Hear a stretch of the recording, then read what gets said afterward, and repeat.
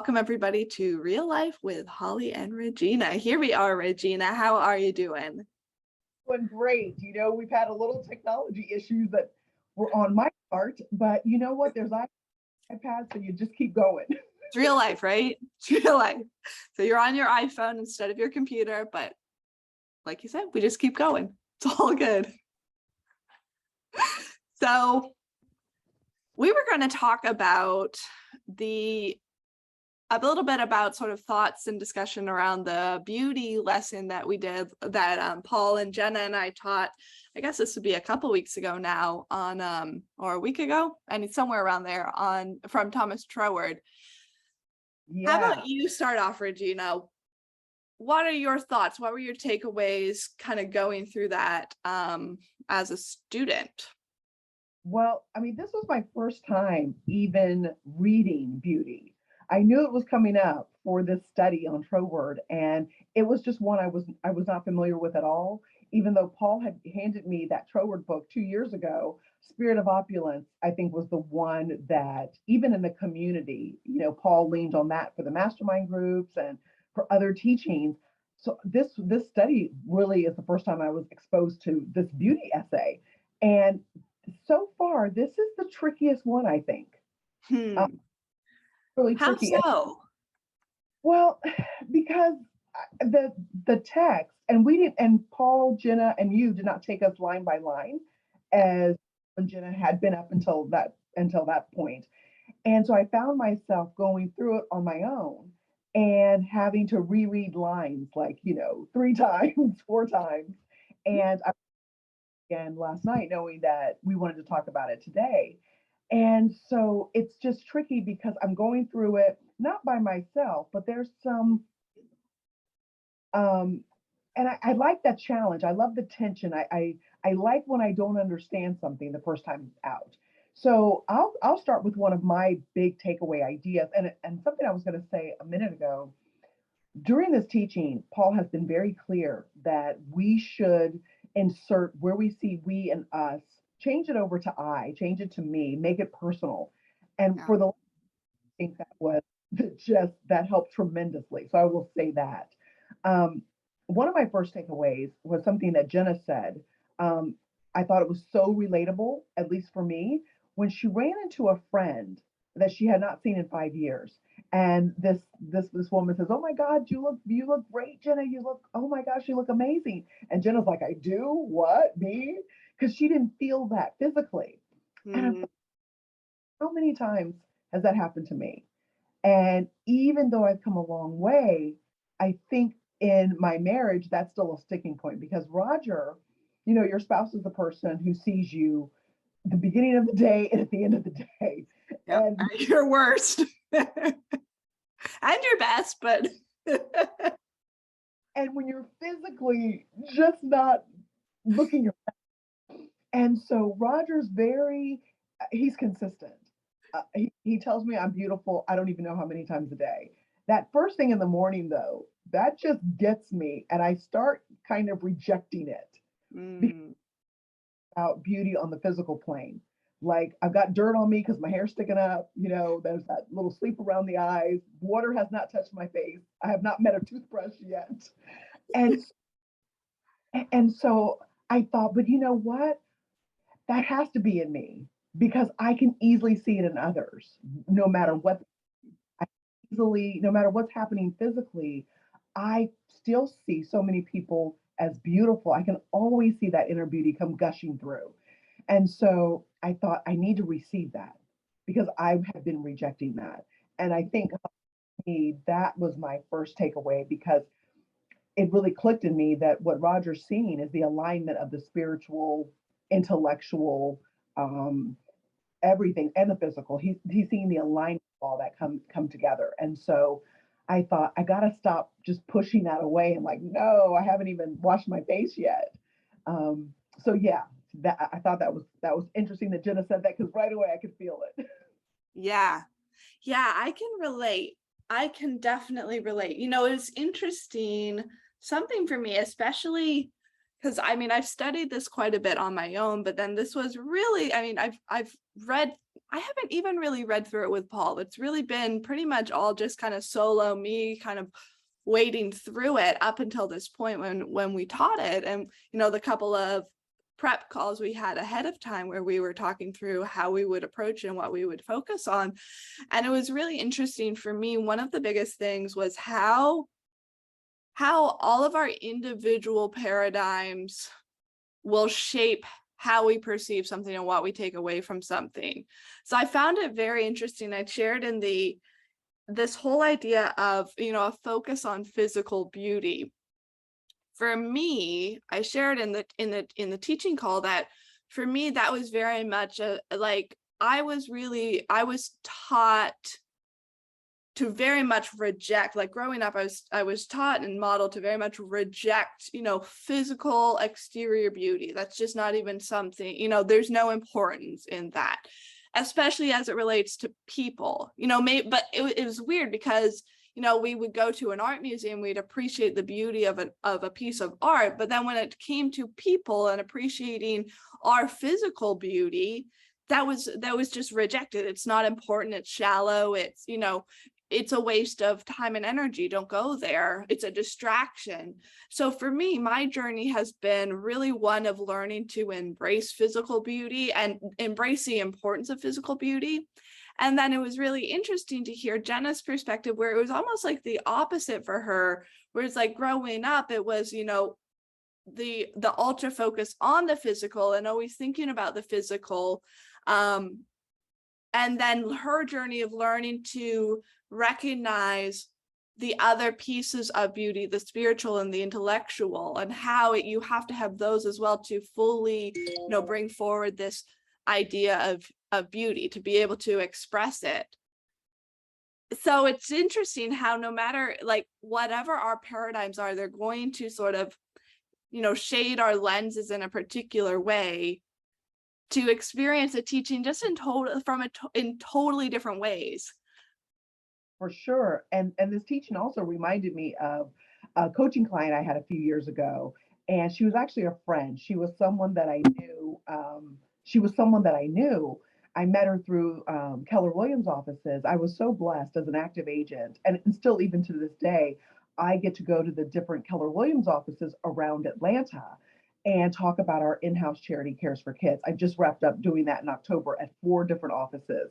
And so I remember I was there speaking at this particular KW office, and my friend came up to me. We had a friendly relationship, and she wanted to grab lunch soon, so we did. And we got on this topic of, well, when I walked into lunch, she goes, "Oh my gosh, you look great," and I said, "Thanks so much." And she said, "Gosh, I could never spend that kind of time getting ready like that." And Mm. a lot of work. And I said, not as much as you think. I said, I think I've gotten faster at it. I said, but here's why I do it. I said, I do the way it makes me feel. Yeah. And because she's like, you always have a nice dress on and you have a little makeup and your hair's always done. And I said, I do that because of how it makes me feel. Because I'm working on my spiritual self, you know, my relationship with God, my relationship with others. And I work intellectually to have any presentation I'm doing. I want to work at being a better speaker always. But Yeah. then I said, why wouldn't I want to put my best foot forward? And it reminded me when I thought of that story, Holly, I think it was after you talked about beauty and power and Mm. to us of power, that it was that direction, that influence. And I thought, gosh, you know, that's what I want to bring to the table when I have the alignment of spiritual, intellectual, and physical. It's a joy for me. And it looks different for everybody. For me, it's, oh, let me do a little bit of makeup. Let me do my hair. Let me pick a nice outfit. That makes me feel, I don't know, powerful is the right word, but it makes me feel like I can impact and I can influence because I feel like the best version of myself.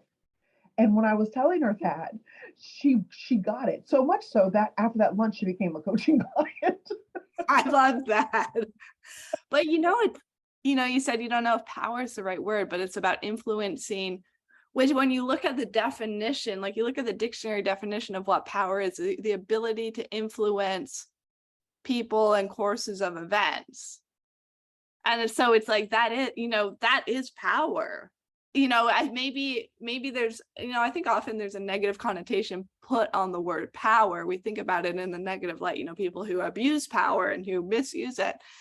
But that is the true essence of power and what it's meant to, how it's meant to be expressed. And it's beautiful. It's beautiful to see power expressed in that way through beauty.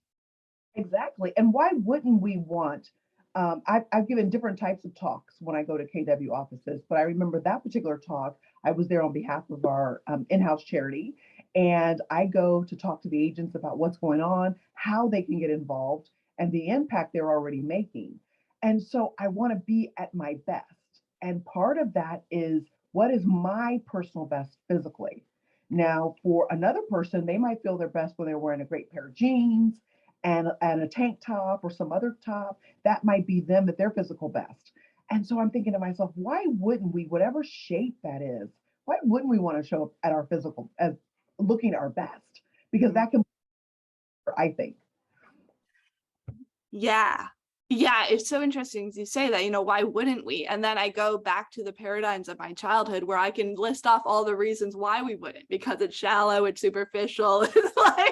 It's so interesting how we come up with we get programmed with these beliefs that don't make any sense when you look at how the world operates, you look at how the universe operates, you look at what drives people to be, do, and have, to be greater versions of themselves, to be, do, and have more in their lives, which is how we're designed to be. It's like beauty is such a critical part of that. It drives us, it motivates us. It's like the study I referenced, I think it was a New York Times study where it talked about how like a beautiful product or beauty literally, there's something that triggers in the brain where it literally, it triggers movement, where we reach out for whatever that, for that object of beauty, for that thing of beauty. It literally inspires movement. It literally inspires action. It's okay if we're supposed to be in a state of action, we're supposed to be making changes in our lives. If we're growing, we've got to be changing, we've got to be taking action. Beauty is a critical part of, in inspiring that in us, in driving us forward to grow, to be more, to be greater versions of who we're meant to be. For sure. And I mean, and while you were talking and you talked about our paradigms of the past and our childhood, and I thought, I don't even know what mine were. Mm. Was a person who, even to this day, she's not a makeup person. She's not a girly girl, kind of like me. My older sister and I fall into that category. I think probably maybe me a little bit more, and my younger sister and my mom really don't. Yeah.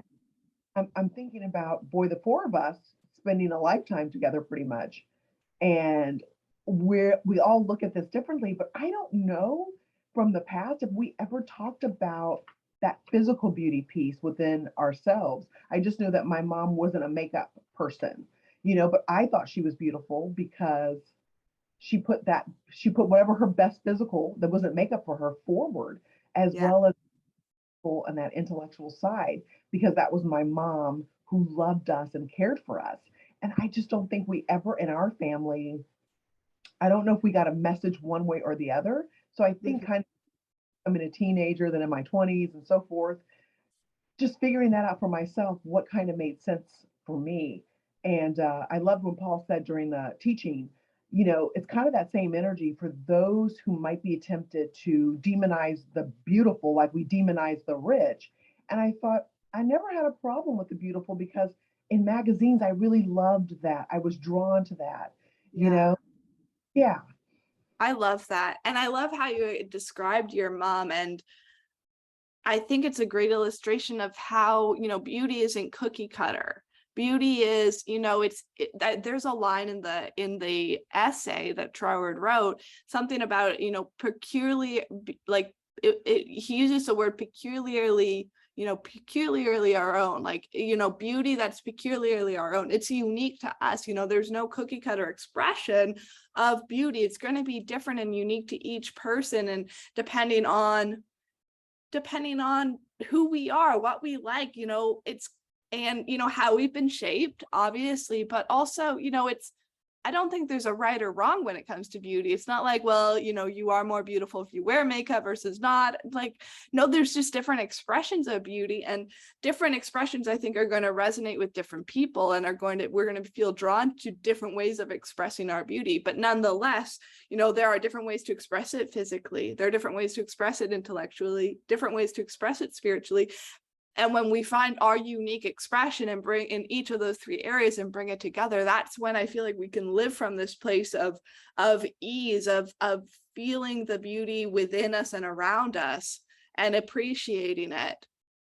And it can be different without needing to be the same as someone else, without needing to be the same of whatever the societal definition of beauty is. So true. And that beauty around us. I think on the sharing call, Holly, I know you weren't there for that. We got into the beauty around us a little bit because I was talking about how spectacular the leaves are here. I mean, I look out the window and the leaves are orange and they're red and it's just crazy. And we talked about why we're drawn to out west. Corrine, I think I talked about her trip to Vegas and how they went off strip most of the time, which is a lot of times what we do, to go see the nature, to go see the beauty of the mountains and the red rocks. And then I also thought, there's beauty on the strip. Yeah. But Yeah. I foyer at the Venetian or that lobby at the Bellagio with the ceiling and then in the conservatory at the Bellagio, that blows me away. And most people, because you'll see people just staring at the top of the ceiling at the Bellagio, and you'll see people just in awe walking through the foyer at the Venetian. It's just beautiful. I think it draws us in. So I love even talking about the beauty around us. And there's a part where Troward talks about don't miss the beauty around us, even the beauty that may be smudged with a bit of dirt. I don't remember the exact words he says, but basically that idea. It's like even like, the Bellagio lobby, spectacular, just incredible to look at and to take that in. And then, you walk down the street and maybe there's dirt around and there's people who are kind of a little different and but there's still beauty to be found even in those places and in those people, and to be able to see someone's beauty even when there's a little bit of dirt. I mean, we all have a little bit of dirt on the surface, I think. And so how can we see, how can we kind of allow ourselves not to miss that beauty just because we get distracted by the dirt? Oh, that is just so well said. There's so much beauty around us all the time. And this essay for me just opened beauty up in a whole new way. I just really appreciate Troward's writing. I appreciate you and Jenna and Paul's take on it and you walking us through some of the lines and your own thoughts on it. This was a really good one because it was brand new for me. Yeah. I had so much fun teaching it. I love doing that kind of stuff. I don't do it a whole lot, but I really, especially when it's something that I'm just really into. I mean, who doesn't? Yeah. When you're into something, you're just into it. That's perfect, Holly, this teaching and how you feel and how you glow and that power. So, because we talked about that a little bit during the study, that when you're on purpose, when you're living your purpose, how that kind of comes shining through. And so I could see that for you. It's important, Paul. That's what makes people light up. And then you're just drawn in because you're like, wow, and you're mesmerized by it all. So purpose plays that part. And when you talk about teaching, the way you light up, that inner coming out. Yeah. Thank you. Yeah, thank you. Thank you for seeing that in me. That's something that it's taken some time to see in myself, and definitely having people around me like yourself, like Paul, who see it in me and encourage it has been a huge part of my journey as well, my growth. So yeah, well, good discussion. That was good. It was kind of a good sort of debrief from the teaching itself, just even for me, just to kind of think through what are some of the biggest things I took away, not just from the teaching, but from the process of teaching it. It was really interesting. So yeah, I'm glad we just, took some time to go through this. Really and interesting to reflect. And you never know what somebody says that will trigger something else that you think about differently. So I really enjoyed it. Yeah, awesome. Well, I'm trying to think what's coming up, Regina. I guess we're early November now. Thanksgiving's going to be coming around the corner. Who can believe it? It's almost Christmas.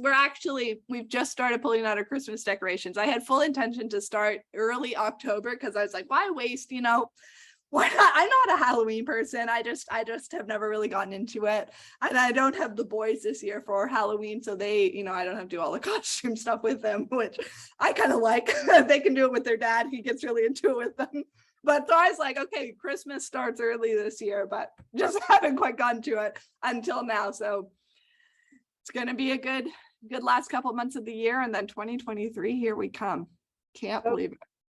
Fast. And this study and sales has been happening throughout October. We had the sales training and we had Troward for those of us that were in this program. And it's just a great way to end the year, to think about these things as you're planning and moving forward into the next year. So this has been a beautiful place to be in. You're thinking sales, very practical, very strategic, such a skill that I know I need to develop still.